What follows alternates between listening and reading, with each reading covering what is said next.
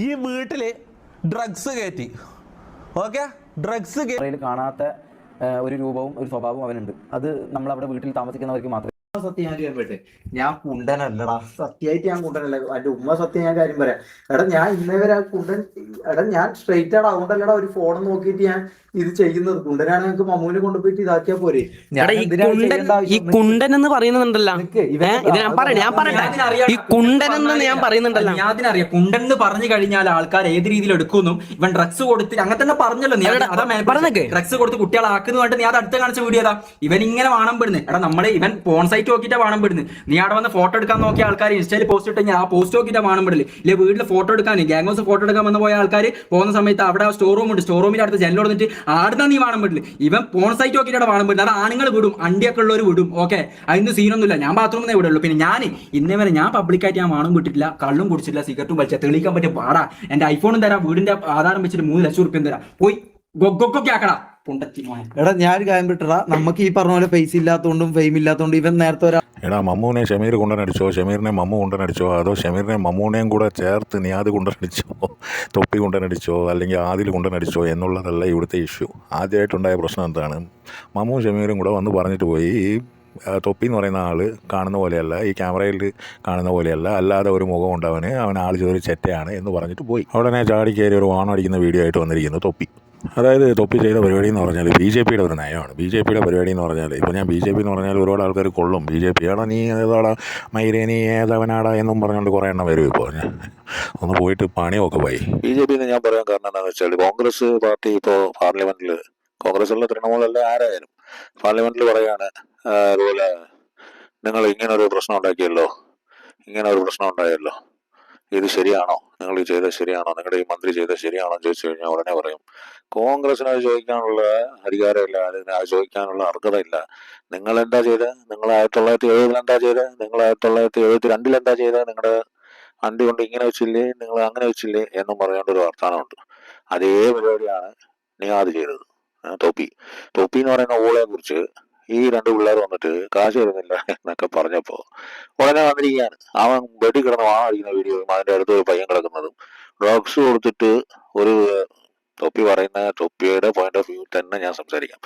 Drugs കൊടുത്തിട്ട് മമ്മൂനെ കൊണ്ട് ഇങ്ങനെ ചെയ്യിപ്പിച്ചു എന്ന് പറയുന്നു. ഓക്കെ, തൊപ്പി അത് വീഡിയോ എടുത്ത് അതെന്തിനാ സൂക്ഷിച്ചു വെച്ചേക്കുന്നത്? അത് കണ്ടു വാണാടിക്കാൻ. എടാ മയിലുകളെ, എനിക്ക് മനസ്സിലാവാനായിട്ട് ചോദിക്കുക. കേരളത്തിലുള്ള എല്ലാ ട്രോളന്മാരെയും എല്ലാരെയും ചേർത്താണ് ഞാൻ വിളിക്കുന്നത്. 2 പിള്ളേർ വന്നിട്ട് അവർക്ക് കാശ് കിട്ടുന്നില്ല, അവർക്ക് നീതി കിട്ടിയില്ല, അവര് പറ്റിച്ചു, തൊപ്പി എന്ന് പറയുന്ന ഒരു തെണ്ടിയാണ് എന്ന് വന്ന് പറയുന്നു. ഉടനെ തെറ്റ് ചെയ്ത ആള് വേറെ ഒരു വീഡിയോ ആയിട്ട് വരുന്നു. അയാൾ വന്നിട്ട് പറയുന്നു അങ്ങനൊന്നും ഇല്ല, ഞാൻ കാശ് തന്നിട്ടുണ്ട്. അതിൽ മമ്മ പറയുന്നുണ്ട് എനിക്ക് ഇടയ്ക്കിടയ്ക്ക് കാശ് അയക്കാറുണ്ട് എന്റെ GPayയിൽ, അത് അവനെ സാധനങ്ങൾ മേടിക്കാൻ വേണ്ടിയിട്ടാണ്. അപ്പൊ ആ ഒരു സംഭവത്തിനെ പ്രൂവ് ചെയ്യുന്ന പോലെ തന്നെയാണ് തൊപ്പി വന്നിട്ട് മമ്മൂവിനെ അയച്ചെന്ന കാശിന്റെ കാര്യം മാത്രമാണ് പറഞ്ഞത്. അല്ലാതെ ഈ ഷമീറിനോ ഈ മറ്റേനോ വേറെ ആർക്കും കാശ് അയച്ച കാര്യമൊന്നും അവിടെ പറയുന്നില്ല. അപ്പോ തൊപ്പി എന്ന് പറയുന്നത് കള്ളനാണോ അല്ലയോ?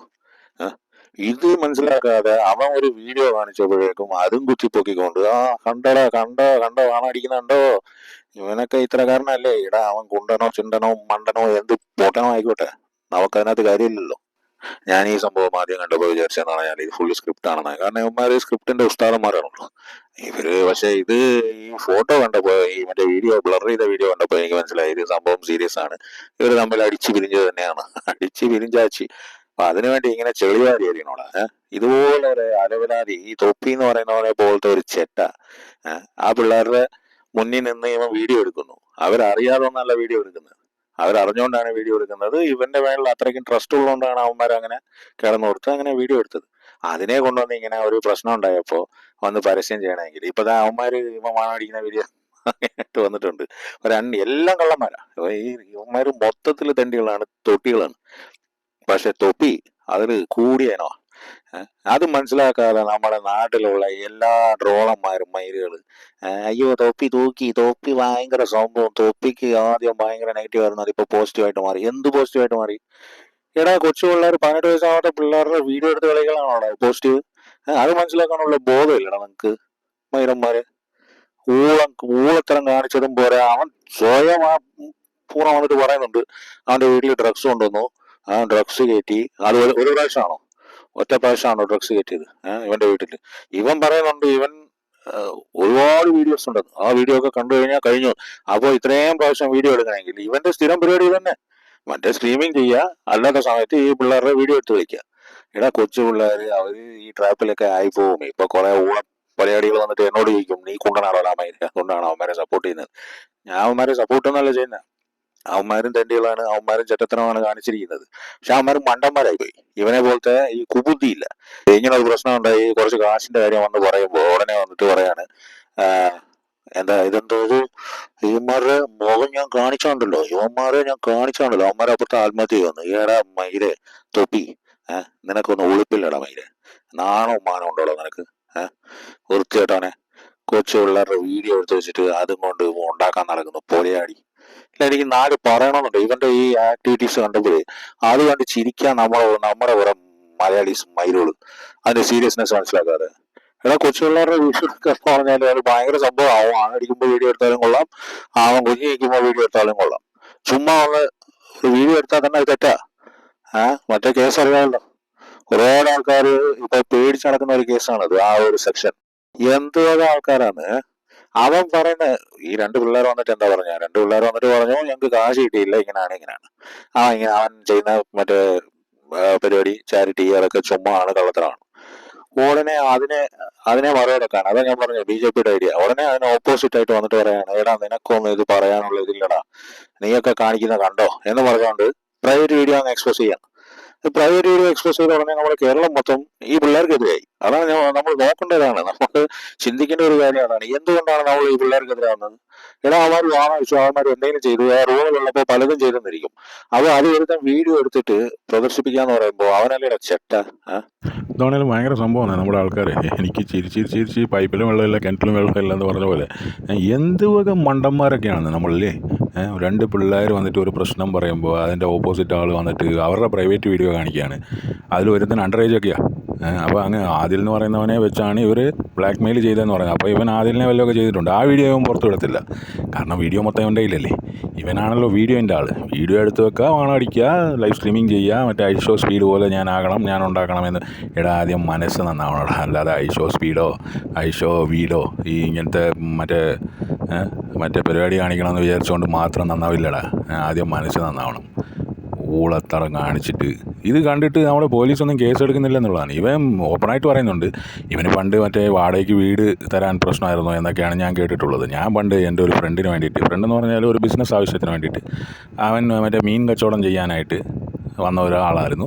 അപ്പോൾ അവന് വേണ്ടിയിട്ട് ഒരു വീട് ഞാനിങ്ങനെ നോക്കി. വീട് പോയിട്ട് നമ്മൾ നോക്കി, വീടിൻ്റെ ഓണർ നമ്മുടെ വീടിൻ്റെ അടുത്ത് തന്നെ ഓക്കെ ഹൂ ഹീ ഹോ എല്ലാം ഓക്കെ എന്നൊക്കെ പറഞ്ഞ് അഡ്വാൻസ് കൊടുക്കാനായിട്ട് പോവാം. അപ്പോഴേക്കും അയാൾ പറയാണ്, കുറച്ച് പ്രായമുള്ള വ്യക്തിയാണ്, അപ്പോഴേക്കും അയാളുടെ ചെവിയിൽ പോയിട്ട് എന്തൊക്കെയോ ഓതി നമ്മുടെ ആൾക്കാർ. അയാൾ പറയുകയാണ് ഇവിടെ അനാശ്വാസ പ്രവർത്തനമൊന്നും പാടില്ല കേട്ടോ. ഞാൻ പറഞ്ഞു അനാശ്വാസ പ്രവർത്തനമോ? അതെന്താണ്?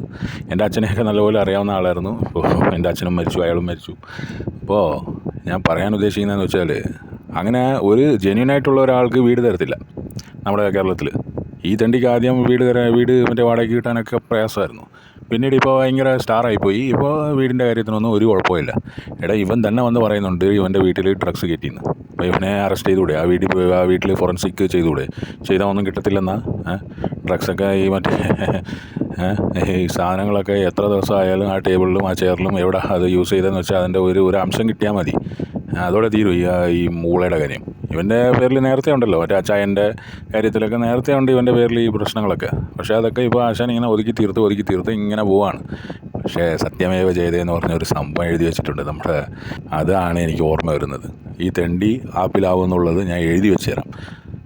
എന്ത് വക ജന്മമൊക്കെയാണെന്ന് അത് കണ്ട് ചിരിക്കാൻ കുറേ നമ്മുടെ മലയാളീസ്. എടാ പോയി തൂങ്ങിച്ചത്തൂടരാ നിങ്ങൾക്കൊക്കെ. ഇവനെ ചോദ്യം ചോദിക്കാതെ ആ പിള്ളേരായിട്ട് ഞാൻ നോക്കുമ്പോൾ ഞാനത് ആദ്യം ആ വീഡിയോ വെച്ചത്. അവൻ വന്നിട്ട് കരയാണ്, ഞാൻ ഗുണ്ടനൊന്നും അല്ലടാ, ഞാൻ സ്ട്രെയിറ്റാടാ, അതുകൊണ്ടല്ലേടാ ഞാൻ. അതിൻ്റെ ഇടയിൽ അവൻ്റെ കൂടെ ഉള്ള വന്നിട്ട് പറയുകയാണ്, അവൻ പോൺ സൈറ്റ് നോക്കിയിട്ടല്ലടാ വാണം അടിക്കുന്നത്.